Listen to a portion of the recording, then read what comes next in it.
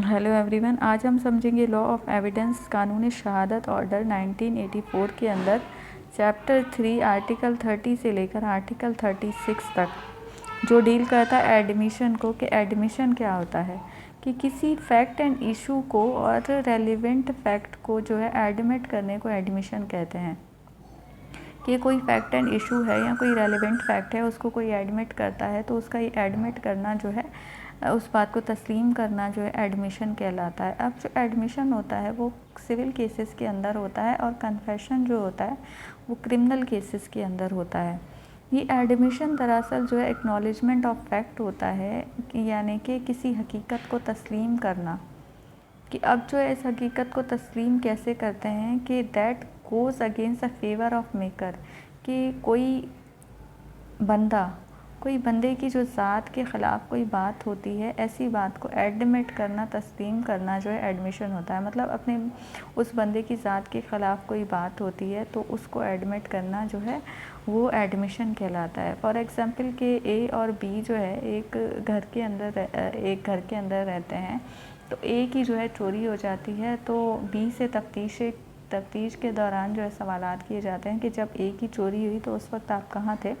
तो वो बोलता है कि मैं जो है उस वक्त घर में ही मौजूद था। तो ये जो है उसका एडमिशन है। लेकिन अगर वो उस बात को ऐसा बोलता कि मैंने जो है ए की चोरी की है, तो फिर वो उसका कन्फेशन हो जाता। या दौरान प्रोसीडिंग को ये अपने मुंह से ये बात एडमिट करता है कि मैंने फ़ला से इतने पैसे लिए हैं, तो ये जो है उसका एडमिशन होता है, क्योंकि उसने जो है अपनी ज़ात के ख़िलाफ़ कोई बात तस्लीम की है, तो उसका जो वो तस्लीम करना है मतलब वो एडमिशन कहलाता है। अब जो ये एडमिशन होता है ये सरकमस्टेंशियल एविडेंस के तौर पर काम करता है, कि अगर अदालत को लगे कि ये सच नहीं बोल रहा है तो जो है वो उसको रिजेक्ट भी कर सकती है। या फिर कोई जो है अपोजिट पार्टी बोल रही है कि ये सामने वाला बंदा झूठ बोल रहा है, तो फिर भी जो है उसको रिजेक्ट किया जा सकता है। लेकिन कन्फेशन के अंदर ऐसा नहीं होता।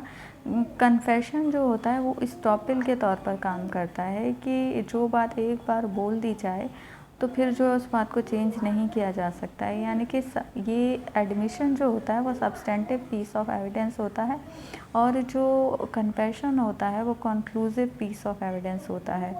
एडमिशन एज अ वेवर काम करता है। अब एक पार्टी ने कोई बात मान ली तो फिर दूसरे को जो है प्रूव करने की ज़रूरत नहीं होती है। मतलब एक ने बात मान ली है तो फिर दूसरे को जो है प्रूव करने की उस बात को ज़रूरत ही नहीं है।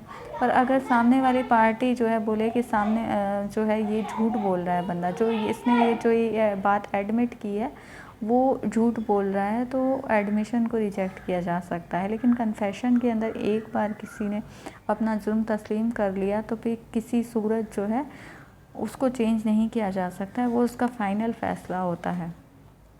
एडमिशन जो है एक्सप्रेसली और इम्प्लाइडली दोनों तरीके से होता है, लेकिन कन्फेशन जो होता है वो सिर्फ जो है एक्सप्रेसली तौर पर होता है। एक्सप्रेस मतलब कि किसी बात को ज़ाहिर करना, और इम्प्लाइड मतलब कि किसी बात में खामोशी भी अगर इख्तियार की जाती है तो फिर जो है समझा जाता है कि जो है एडमिशन के अंदर कि उसकी खामोशी भी जो है वो एडमिशन तस्वुर की जाती है। मतलब जो एडमिशन होता है वो एक्सप्रेसली और इम्प्लाइडली दोनों तरीके से हो सकता है, कि अगर वो उस बात को अपने मुंह से एडमिट करता है तो भी ठीक है, लेकिन अगर वो उस बात में खामोशी इख्तियार करता है तो फिर जो है तो भी समझा जाएगा कि उसने उस बात को एडमिट कर लिया है। लेकिन कन्फेशन के अंदर जो है उस बात को जो है अपनी ज़ुबान से तस्लीम करना जो है ज़रूरी होता है। अब जो एडमिशन होता है वो ओरल भी होता है, वो डॉक्यूमेंट्री फॉर्म में भी होता है। एडमिशन जुडिशल भी हो सकता है, एक्स्ट्रा जुडिशल भी हो सकता है। जुडिशल मतलब के दौरान प्रोसीडिंग जब कोई बात एडमिट की जाती है जज के सामने, या जो है कोर्ट के अंदर जज के सामने कोई बात जो है वो एडमिट की जाती है, तो फिर वो जुडिशल एडमिशन होता है। एक्स्ट्रा जुडिशल मतलब आउटसाइड द कोर्ट कोई बात अगर एडमिट की जाती है तो फिर जो है वो एक्स्ट्रा जुडिशल एडमिशन होता है, पर दोनों की जो वैल्यू होती है वो सेम वैल्यू होती है। अब जो एडमिशन है इसके अंदर डायरेक्ट गिल्ट का जो है कन्फेशन नहीं होता है, मगर जो कन्फेशन होता है उसके अंदर डायरेक्ट एडमिशन होता है गिल्ट का। फिर आर्टिकल 31 है। आर्टिकल 31 बताता है कि admission by party to proceeding or his agent, कि अब जो है कौन लोग जो है वो एडमिशन कर सकते हैं। फरीक़े मुकदमा एडमिशन कर सकते हैं। फरीक़े मुकदमा को कोई एजेंट जो है वो एडमिशन कर सकता है। फरीक़े मुकदमा का कोई नुमाइंदा, जो उन जिस तरह से कुछ लोग हैं उन्होंने अपना कोई नुमाइंदा रखा है, तो वो भी जो है उनके बिहाफ पर एडमिशन कर सकता है। वो शख्स एडमिशन कर सकते हैं जिनका मुकदमे से जो है कोई इंटरेस्ट वाबस्ता होता है, उनका कोई मफाद वाबस्ता है। वो लोग एडमिशन कर सकते हैं जिनका मफाद फरीक़े मुकदमा के साथ जुड़ा हुआ होता है। फॉर एग्ज़ाम्पल कि कोई प्रॉपर्टी है, किसी के आबा व अजदाद की कोई प्रॉपर्टी है, जो लोग उसमें अपना इंटरेस्ट हिस्सा रखते हैं तो वो भी जो है एडमिशन कर सकते हैं। आर्टिकल 32 है कि admission by person whose position must be proved is against party to suit, कि कोई बंदा जो अदालत में अगर एडमिशन करना चाहता है तो पहले ज़रूरी है कि वो अपनी आइडेंटिटी साबित करे कि उसका जो है ताल्लुक़ मुकदमे के साथ है कि नहीं है। कि अगर उसका ताल्लुक़ मुकदमे के साथ है तो फिर जो है वो एडमिशन कर सकता है, लेकिन कोई XYZ बंदा आकर जो है एडमिशन नहीं कर सकता है। आर्टिकल 33 है। आर्टिकल 33 बताता है कि admission by person expressly referred to by party to suit, कि कोई पार्टी टू सूट है तो फिर वो अगर किसी बंदे को रिफ़र करते हैं एडमिशन के लिए, तो फिर वो बंदा जो है एडमिशन कर सकता है। कोई तीसरा पर्सन है जिसको फरीक़े मुकदमा जो है रिफ़र करते हैं एडमिशन के लिए, तो वो भी एडमिशन कर सकता है। फिर आर्टिकल 34 है कि proof of admission against person making them and by or on this behalf, कि जो बंदा मर जाता है उसके बिहाफ पर एडमिशन नहीं किया जा सकता है। कि अब जो है अगर 2 पर्सन हैं, उनके दरमियान कोई अफेक्ट एंड इशू है, तो उनमें से कोई एक मर जाता है तो फिर जो दूसरा बंदा है वो अपने हक़ में जो है एडमिशन नहीं कर सकता है, क्योंकि एडमिशन हमेशा जो है अपने अगेंस्ट होता है, अपनी ज़ात के अगेंस्ट होता है। वो एडमिशन होता है जो अपने हक़ में किया जाए तो वो एडमिशन नहीं तस्वुर किया जाता है। फॉर एग्ज़ाम्पल कि A और B के दरमियान जो है किसी एक बात को लेकर जो है कोई फैक्ट एंड इशू है, कि A बोलता है कि उसके पास जो डीड है वो जेन्युइन है, ओरिजिनल है, और B बोलता है कि A के पास जो डीड है वो जेन्युइन नहीं है, वो फेक है, वो जो है फॉर्ज्ड है, जाली है। तो अब A को जो है इस बात को प्रूफ करना है कि उसके पास जो डीड है वो ओरिजिनल है, और B को ये प्रूफ करना है कि A के पास जो डीड है वो जाली है। अब B जो है मर जाता है तो A जो है अपने हक़ में फ़ैसला नहीं कर सकता है, अपने हक़ में एडमिशन नहीं कर सकता है कि उसके पास जो डीड है वो ओरिजिनल है। वो तो ऑलरेडी बोल रहा है कि उसके पास जो डीड है वो ओरिजिनल है।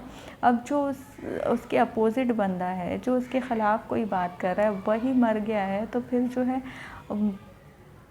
एडमिशन नहीं होगा उसका ऐसे में कि वो अगर अपने फ़ायदे के लिए, अपने इंटरेस्ट के लिए कोई एडमिशन कर रहा है तो फिर वैसा एडमिशन नहीं होता है। फिर आर्टिकल 35 है कि when oral admission is to contents of document are relevant, कि अगर कोई ओरिजिनल डॉक्यूमेंट नहीं है, कोई सेकेंडरी डॉक्यूमेंट है, मतलब कोई ओरिजिनल डॉक्यूमेंट नहीं है, कोई सेकेंडरी डॉक्यूमेंट है, फ़ोटो कॉपी है, तो उस पर भी एडमिशन नहीं हो सकता है। उसके लिए जो है उनको पहले जो है उस बात को प्रूव करना होगा कि वो जो बात बोल रहे हैं वो सच बोल रहे हैं। उसके बाद जो है एडमिशन होगा। सेकेंडरी एविडेंस पे जो है सेकेंडरी जो डॉक्यूमेंट होंगे उन पर फ़ोटो कॉपी वगैरह उन पर एडमिशन नहीं हो सकता। एडमिशन सिर्फ जो ओरल डॉक्यूमेंट होते हैं उन पर हो सकता है। फिर अगर सेकेंडरी डॉक्यूमेंट पर एडमिशन करना है तो फिर उसके लिए जो है प्रूफ करना होगा कि जो आप बात बोल रहे हैं वो सच बोल रहे हैं। आर्टिकल 36 है कि admission in civil cases when relevant, कि कोई जो है सिविल प्रोसीडिंग है उससे पहले जो है कुछ लोगों ने, जो फरीक़े मुकदमा है, उन्होंने जो है पहले से एक बात तय कर ली है कि हम जो है इस बात पर कन्फेशन नहीं करेंगे। तो ऐसे में अगर बाद में वो किसी बात पे कन्फेशन करते हैं तो फिर वो जो उनका एडमिशन, तो फिर जो उनका एडमिशन होगा वो जो है इनएडमिसिबल होगा। कि जिस तरह से अगर कोई स्टेट का, कोई रियासत का कोई मामला है तो उसमें जो है उन लोगों ने बोल दिया है कि पहले से उन्होंने एक तय कर लिया है एक एग्रीमेंट के तौर पर कि हम जो है ये हमारे कॉन्फिडेंशियल मामलात हैं, इनमें जो है हम वो एडमिशन नहीं करेंगे। तो फिर अगर बाद में उन ऐसे मामलात पे कोई एडमिशन करता है तो फिर वो जो है वो एडमिशन तस्वुर नहीं किया जाएगा, वो इनएडमिसिबल होगा।